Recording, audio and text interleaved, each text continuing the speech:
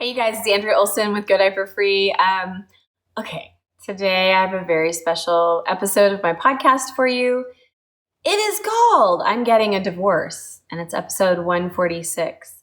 And the subtitle is How Divorce Can Affect Potty Training in EC. So I'm trying to make it a little bit more relevant to you guys while also being transparent about what I'm going through right now. So please subscribe to this channel and hit like below. And hopefully I can offer some insight and some explanation and also some encouragement for some of you who are going through the same thing right now, and how during big transitions can we also keep our potty routines going. So let's record right now.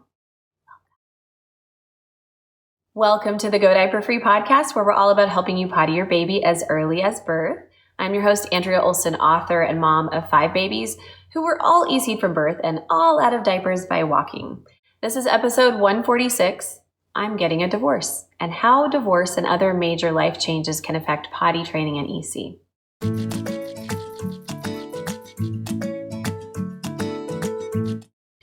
So you can read the written version of today's show over at godiaperfree.com/146, where I'll also link to anything I mentioned in today's episode. I will also be replying to comments over there. And today, specifically, please keep them only limited to encouraging and congratulatory language. And I will cover that in a moment as I explain what in the hay is going on. When you're finished listening, please hop on over there and give me a virtual hug. I would love that. So yeah, guys, I'm getting a divorce. Surprise! No, but really, I really want you to be happy for us because we are certain it's the perfect decision for our family. Call it conscious uncoupling if you want. It's all good. But Andrea, why are you sharing this with us today? What does divorce have to do with EC? Well, I'm sharing about my divorce today to connect with you in a real way because I like to keep it real. And also a little bit, part of me just wants to be witnessed by our beautiful community. Who can blame me? You guys are amazing. And also want to address how you might ground your potty routines in the midst of a big transition. That's super important. And by the way, I want to share what I'm calling into my life right now and ask for your prayers and blessings on it. Thank you in advance. I did make a fun FAQ for our divorce to sort of address it in a humorous way because I am typically, not this last year, but I'm typically a student of improv acting, and I just can't help but bring joy to something that is the right thing for both us and our children. So let's dive in. I'm going to take a sip of tea first. I've been talking a lot today. I've got 5 children, for goodness sake. I swear it's mama, mama, mama, mama every 5 minutes. I changed my name the other day to something really silly, and unfortunately it didn't stick. Okay, Andrea's divorce FAQ. Question: what does an FAQ on your divorce have to do with elimination communication? And my answer: to squash rumors, in case some of you have kind of heard, and I don't like rumors, but also to promote connection in our community. I have got to be transparent with you. And you might have questions about things as I move on in my life if you're following me on any social media platform, like, where the heck did that one guy go? The dad. Or perhaps in the future, who's that new guy in your Instagram feed? If I'm so lucky. So yeah, as you see things changing in social media for me, and you might have noticed that somebody is missing out of a lot of the pictures. By the way, Dad is going to be spending a ton of time with our kids, but I probably will be doing other things during that time. So yeah, I just want to be upfront with you guys that is changing and you might notice it. Question: what does divorce have to do with EC or potty training? And I think that's kind of like the almost same question. So regarding EC though, let's get specific. Anytime any of you go through a major life transition, potty symptoms can arise. Things can get derailed, and a lot. Even a couple weeks ago, the podcast addressed that as well. Like, things fall through the cracks when we have major things like moving, illness, job changes, divorce, death in the family. These are the biggies, right? So I want to take this opportunity to discuss how divorce can affect potty training and elimination communication.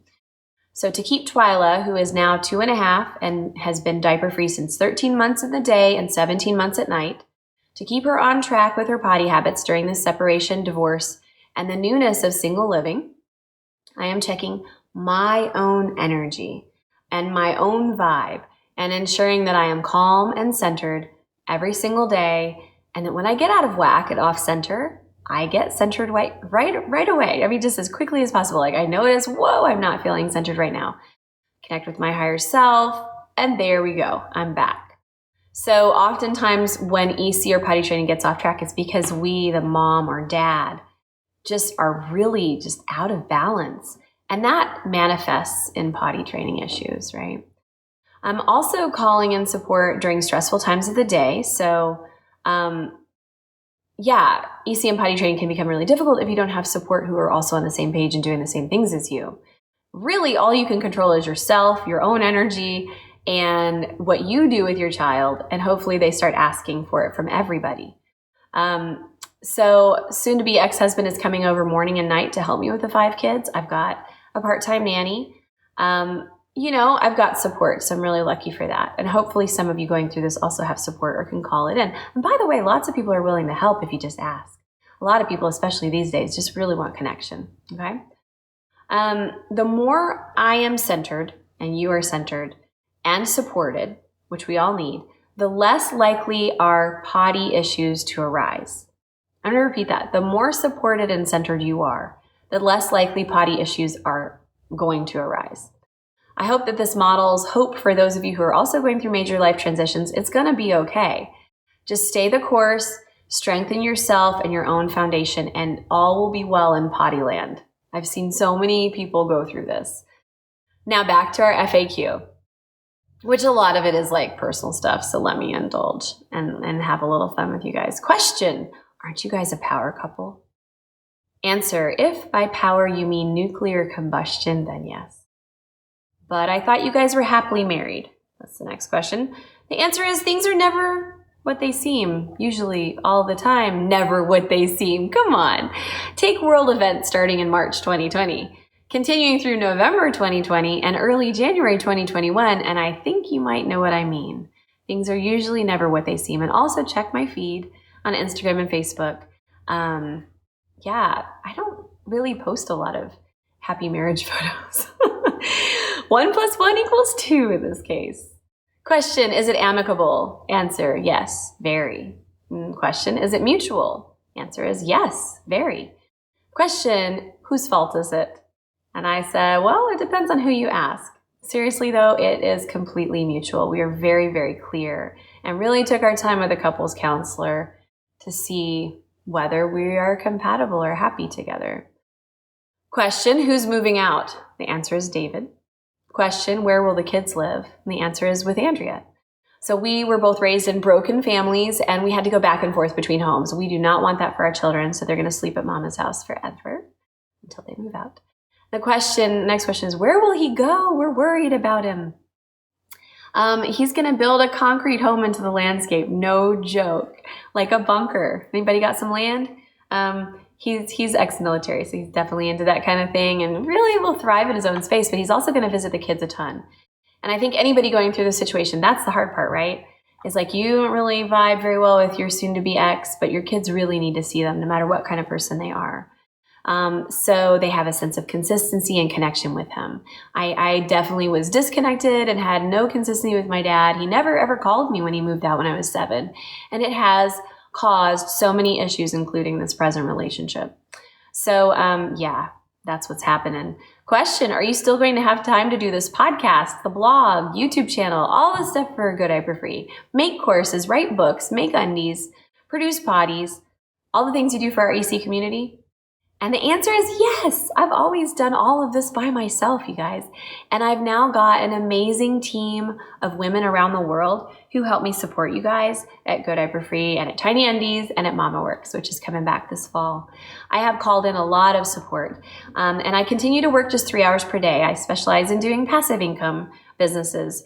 While my amazing part-time nanny oversees my children, they do reading time and nap time during that part. And I also am homeschooling.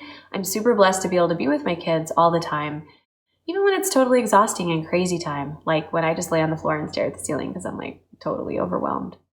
However, things are already even better than before because I am already more happy and healthy and unencumbered by my former 6th child. Some of you know what I mean, maybe. Anyway, will the kids be okay is the next question. Yes. Are you sure? Yes. So you guys, my mother stayed with my father way longer than it was healthy for her or us. And I would have rather have had a poor mom that was happy than an unhappy one that had a job and money. Yeah, I always secretly blamed myself for her unhappiness because if we didn't exist, she wouldn't have had to stay unhappy and stay with my dad. That's a burden that I do not want my children to carry like I did. Okay, question. How can I support you through this, Andrea? Well, the answer is if you're in Asheville, please come to my monthly ladies' tea parties. Had the first one last month. Just email me. I'll totally have you over. Bring your babies. If not, if you're not in Asheville, a simple prayer will do. And you can also comment over in the show notes, goodiaperfree.com/146 with anything positive or encouraging or uplifting to say. Please, no Debbie Downers. I am certain and clear about this super positive, healthy decision. And this is something I'm doing for myself and he's doing for himself and for our children. The next question is, can I convince you guys to stay together? No. Can I give you puppies, dance shoes, money, jewelry, essential oils, anything to stay together? The answer is no. But wait, we're in the middle of a pandemic and riots and the world is falling apart. Shouldn't you just wait a little bit and stay together a little bit longer until all this passes? And my answer is I would definitely agree that we're in the middle of crazy times. I have very strong opinions about this period of time. Don't get me started about the truth that I have in my mind right now, in my heart. And believe me, I do not think we're getting the full picture. That said, I am physically and emotionally prepared to live without a man for the time being. Hello to A. I have neighbors and people who care about me. And by the way, David isn't exactly disappearing. We'll be fine. He'll come over and protect us if need be. My mental health, though, and anybody listening who's kind of on the fence and has a very toxic relationship as well, and are like, well, it's not a good time to leave.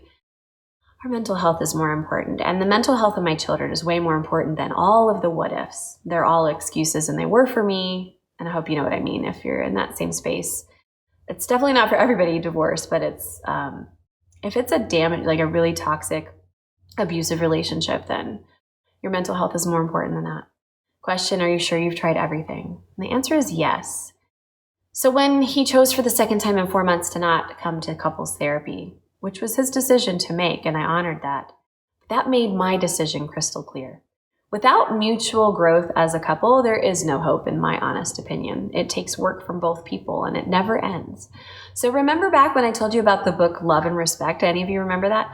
Well, I read the book a few years ago. I did all the work by myself because the author said you can change your relationship by just doing the work. And he never really met me halfway. He didn't do or want to do his own work on himself, which is also perfectly fine. It's his choice. Leaving me feeling unmet, though. And I became exhausted doing everything. I felt like a doormat. Not getting your needs met in any relationship, especially a toxic one like ours, is not good. And it's already detoxed a little bit from all of this, so that's good. And the next question. Are you ever going to get remarried, Andrea? Sure, my hope is to be blessed with a forever husband, kind of like a forever friend adopted from the pound. One who is kind and gentle and growth-oriented and who loves my children and is excited to share an adventurous life with us. For that, yes, I would get remarried in a heartbeat. Question, are you going to have more babies? Answer, God willing. Question, can I say congratulations to you? And the answer is yes. I really want you to be happy for us because we are really happy with our decision. And we can totally be in the same room and everything is, it's like the pressure cooker has been let out. So lastly, here's what I'm calling in and what I would love some of your support with. Those of you who've known me for a really long time, some of you have followed me for like the whole last 10 years. Don't even have little kids anymore. If you just met me too and we're resonating, I'm calling in kindness and love and simplicity. And I'd like to someday have a sweet and trustworthy, amazing husband, if possible, and God willing and time willing, because I'm 42, I would love to have another baby just because I love babies. And at that, we'll just see what happens. We'll see what I'm meant to have. But what I would like to ask from you is to please say a prayer or light a candle or sing a song for me today for ease and grace, love and simplicity, support and happiness. And thank you for that. For even just a thought right now, just send me a T-mail. That's a telepathic email for those of you who don't know. And that says, hey, I'm thinking about you. And if you're going through this too, share that too with me and I'll send one right back to you. We definitely need each other. Oh, and what am I doing to prevent another toxic relationship? Because these things tend to repeat. You guys, it all starts with me. And I just want you to know that we write the handbook on how others treat us. I learned that from Terry Cole, author of Boundary Boss. Oh my goodness, get a copy right now. I'm going to link to it in the show notes. Go to diaperfree.com/146. Boundary Boss. Woo! It's so easy to understand for the first time where I have screwed up and caused these relationships to happen. Some of you know that I've gone through not one, but 2 of these types of relationships, and I had a total of 5 children between the 2 of them. What am I doing to keep this from happening again, to stop attracting a certain kind of destructive relationship? I'm working on boundaries. So check out that book if you haven't seen it yet. For those of you who give, often to the wrong person, often for far too long, without receiving things in your return, without getting your needs met, without protecting yourself or your sacred space, this one's for you. It's never too late to learn about boundaries, am I right? So anywho, thanks for listening. If you have words of encouragement or congratulations for me and David, please post them in the comments on the written version of this podcast over at godiaperfree.com/146. And please, I'm not kidding, please keep them positive and judgment-free. I am 100% clear about this decision. And even if this never applies to you, there are people out there who are listening to or reading this right now who are going to benefit from what I've shared. I trust that in my intuition that I was called to share this story. So for them, if this doesn't apply to you, please let's hold the space for them to receive this as well, because we can only help each other through sharing honestly and transparently about what happens to us as women. We don't really have a lot of opportunities to do that. So I do know and I trust that this is going to be helpful for some of you. And if that's not you, maybe send it to somebody who's going through a big life transition and it can help them. But honestly, like if you ever go through anything that's a big move or there's some kind of something that rocks your whole family's world, even if it's not divorce, just remember what I said earlier in this episode, that it all comes down to you and you finding your center and keeping your energy really clear and calm. And that's what's going to keep potty time on track. It's not your baby's reacting to the move or the illness or whatever. It's that you're off-centered and your baby is following suit. No pressure. All right. And I just want you to know that protecting and loving ourselves is our path, right? Getting out of toxic situations, surrounding yourselves with people who are healthy and clear and on the same page, you know, and after you've tried everything, that's awesome. You are worth it. And I know deep inside my heart that I am worth it, that I have tried everything and that getting out of and really not getting out of, just transforming this situation is a really wise decision. So with that, till next time when we will again discuss wonderful things about 100% easy. Happy pottying, y'all. I'm Andrea Olson, and you've been listening to the Go Diaper Free podcast at godiaperfree.com, and I'll see you soon. That's it. Ew, that was super vulnerable. Okay, so please comment below if you have any encouraging words for me, and I appreciate it in advance. Hit subscribe and like. Next time, we're going to have another amazing podcast. It's going to be about Indigenous people and what they would say about why they potty their babies. So we'll see you then, and take care. Thank you so much.